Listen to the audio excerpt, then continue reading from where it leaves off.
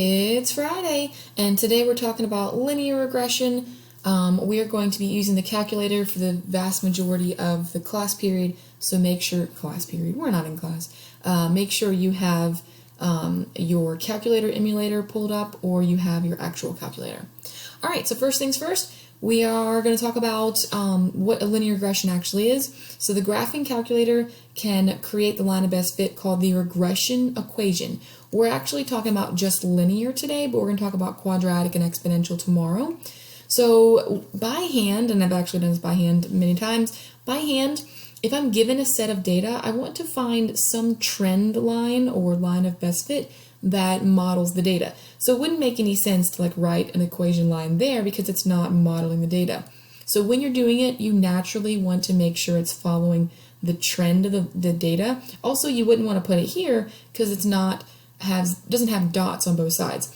So naturally, you want to create a line that has, and it's not perfect, obviously, I just did it by hand, that has the same number of dots on both sides, and they're kind of equidistant. So this is actually really difficult. If I asked 55 students to draw a line of best fit, probably no two equations would be exactly the same, because just the slant of your line is going to make a difference, how far up, how far down. So it makes a difference every little minute detail when you make that equation. So we're going to use the calculator to make the line of best fit. This is just a trend line, the best I could do, but we're going to find the best fit, meaning it is going to mathematically find, it's actually called least squares. It's going to find the distance between the points and the lines, and it's going to make sure that those distances between those points and that line is the same on both sides mathematically. And your regression equation, it's going to pop it out like y equals ax plus b, and it's going to give you an a value and a b value. And I'm also going to show you how to find the correlation coefficient. Remember, that number is between -1 and 1. -1 being a perfect negative line. This would probably be like a -0.9 because the dots are, they're pretty clearly trending downward. Most students would have a line very similar to this, maybe not exactly like this, but it would be negative. And it would be definitely not a 0. Remember, 0 means they're all scattered everywhere and it doesn't make any sense. So if it does have a pretty clear trend, and you'd imagine most people have the same line, it's probably going to be like a -0.9. Obviously, the more variation, the closer to 0 that number is going to be. Okay, moving on down, just 2 more vocab words, and we'll just jump right in and do several examples. All right, so we can use the line of best fit, or the best fit line, they just kind of call it, or trend line, they call it all kinds of stuff, to make predictions about our data. The 2 words I want you to know are interpolation. Inter means inside the data. Okay, so that means I'm asking you if the daily temperature, so look for the extremes. I'm going to write that word down too. Sorry, my handwriting is so terrible. It's never going to get any better. Okay, so the extremes of the data. The lowest temperature here is 15 degrees Fahrenheit. The highest is 80 degrees Fahrenheit. So if I ask you any question about anything between 15 and 80, that is going to be interpolation. So if I said, use your trend line to predict the temperature at 47 degrees, well, I don't have an exact 47, but 47 is somewhere in this data. The same thing goes for the output. My output is between 12 and 70. So if I ask you anything between 12 and 70, I could say, use your trend line to predict the daily temperature if the number of apple ciders sold is 50.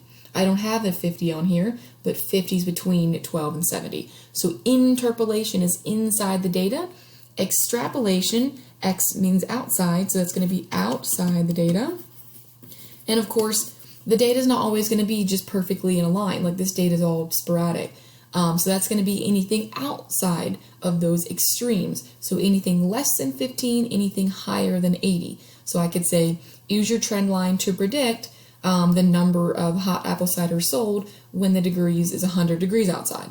And the reason we give them both a separate name is because, so you're going to have some sort of trend line here, and the data that I actually have is going to be pretty accurate, but I don't really know what's going to happen outside. Oops, you can't see what I'm pointing at. So let me say that again. I have some trend line here, I have some data here, and the stuff I can see is pretty accurate, but I don't really know what's going to happen outside of my window of data that I have. So if you're selling hot apple cider at 100 degrees or at 0 degrees, that data is probably not actually going to be reflected in here because, I mean, 15 degrees to 80 degrees is like legit temperatures. But if I ask you to predict the number of hot apple ciders sold at 200 degrees, I mean, hopefully that answer is 0 because no one's going to be outside at 200 degrees or maybe even alive. I don't know. So anything inside the data is going to be pretty accurate because we have legit data to support that. Anything outside of that data is going to be less accurate and less reliable just because of the nature of the data. All right, so I'm just going to go ahead and do 2 examples. So if you need to rewatch one of these to see the steps, go for it. I'm just going to go at a kind of normal pace. I'm just using the exact same example as above. So a cafe owner keeps records of temperature and apple cider sold. I ask you to find the line of best fit or the best fit line. So I'm going to go ahead and show you how to do that. Also, we are again in this bivariate data. So I have 2 pieces of data and they're related to each other. So degree and apple cider sold. So when we go ahead and enter this in the calculator, so again, I've got my RAM cleared. I'm going to go to stat. I'm going to go to edit and I'm going to enter my data into 2 columns, so L1 and L2. Make sure you put your X values in L1 and your Y values in L2. So L1 in my input is daily temperature, so 32, 75, 80, 48, and 15. To get to L2, just press the over arrow and then type in the next things, 51, 22, 12, 40, and 70. And it makes a difference that these things are paired exactly the way they are on the paper. So make sure 32 and 51 are paired together. So I'm just double checking my data. Coolly. All right, there's a couple different things you can do, but I'm just going to show you the whole process because I want you to actually look at your data, especially for tomorrow. Okay, so you could just go straight. I already told you find a linear regression, so you could just go straight to it, but you're not always going to know what your data looks like. So I want you to look at your data first. We're going to go to second, stat plot, which we did before when we did our box and whisker plots. So again, I want to turn my stat plot on, so I'm going to press enter. It's going to be flashing on, so press on. We did before change to a box and whisker plot, but we do want to do a scatter plot. So we're just going to leave it alone, so just don't press anything else. And then don't forget, if you just graph this as is, you may or may not see the data points. So if you just press graph and something's wrong, you're going to go, well, I can't see it. That's because you've got to press zoom and then zoom stat, which is 9. So press zoom 9. All right, so this guy does look pretty linear, so that's pretty good. We're going to talk about quadratic and exponential in the future, but for now, linear. Cool. Well, that doesn't really do much for me. So I do want to go ahead and calculate my linear regression and my correlation coefficient. So going back to our problem here, question B is the correlation coefficient. So I'm going to go ahead and show you how to turn that on as well. So we'll just do it all together. All right, so I would always graph your data first just to look at it. You can only find a correlation coefficient for linear regressions. So this step is only for today. Tomorrow you'll just do, you'll graph it tomorrow and do the rest of the step. But this step I'm going to show you right now is only for today. All right, so you're going to press mode. And it's easier if you press the up arrow key, going from the bottom on the regular calculator. On the emulator, it's not so bad. You can see all of it. But you want to go to stat diagnostics. So statistics diagnostics. I want to turn that on. So press the over arrow and press enter. If you clear your calculator, you have to do this every single time. So anytime that your calculator has the RAM cleared and you're starting from scratch, you've got to turn the stat diagnostics on. Okay, so we know we're doing a linear regression. We already looked at our data. So now I'm going to go back to stat. I'm going to go to calculate. And all we've done so far is one var stats, but today we're going to do a linear regression. So we're going to go down to number 4, linreg, and it says ax plus b. There's another one, don't do that one, so do the number 4. We're also going to tomorrow do quadreg, which is number 5, and then xreg, which is 0. So either press the number 4 or scroll down to number 4. Okay, press enter. So it's already going to have L1 and L2 listed in there for you. So we're just going to press enter, enter.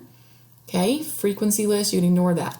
I'm going to go ahead and show you again this entire process, and then you can skip a step or two if you need to. But store regression equation. I want to actually graph my equation line.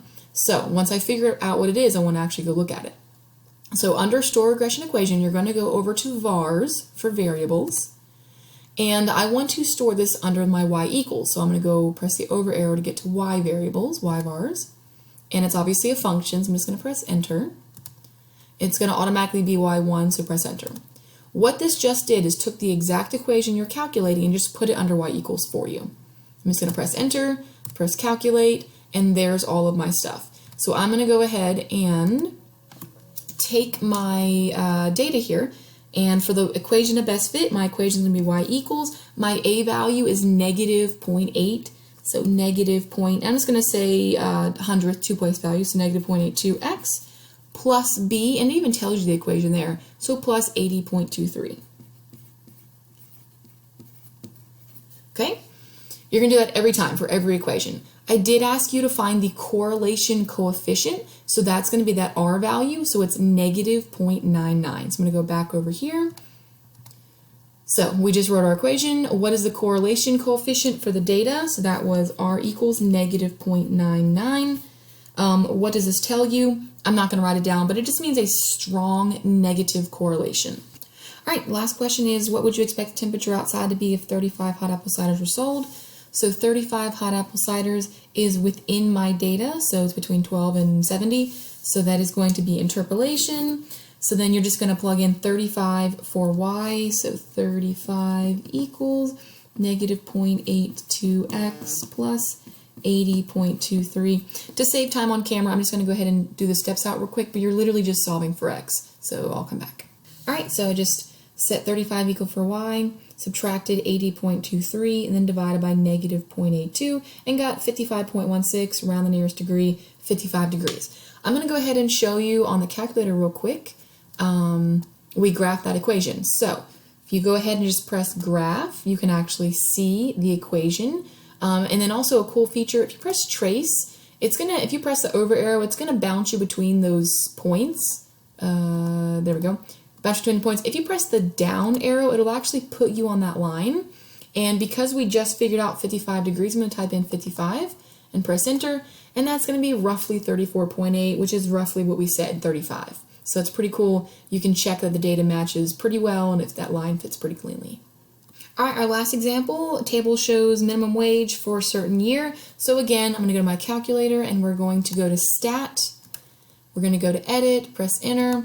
For L1, we're actually gonna enter these as starting at 0. So you're gonna put in a 0 for 62, and that would be a 6, etc., etc. So I'm gonna go ahead and pause and type in my data so we can save time. So I've entered my data. To do that, again, just do whatever the year number is. This was 2012. 2012 minus 1962 is 50. So you just have to do subtraction there if you need to. All right, the question is asking for a line of best fit or regression equation and correlation coefficient. So because I'm asking for correlation coefficient, I'm going to go ahead and press mode. I'm going to scroll up or down, depending on if you're using the actual calculator or this one. I'm going to go to stat diagnostics and turn it on. So press enter. All right, I do want to go ahead and turn my stat plot on. So I'm going to press second, stat plot, turn it on, press enter, turn it on, press enter. And I'm just going to press zoom 9. That is going to give me all my data. It does look linear, so that's fantastic. Now I'm going to go ahead and actually graph my equation. So I'm going to press stat, I'm going to go over to calc, I'm going to go to linreg number 4. I'm going to press enter, enter, enter. When I get to a store regression equation, I'm going to go over to vars, and go over to yvars, press function, press enter, press enter, press enter. All right, you now have your equation. So I have my A value, my B value, and my correlation coefficients. I'm going to go ahead and write those things down. All right, so I went ahead and wrote those things down. So I have my equation, y equals 0.12x plus 0.83, and my correlation coefficient was 0.99. So I just found those values from there. I do want to go ahead and graph it so I can see my line of best fit graphed on there. So now you can see that guy.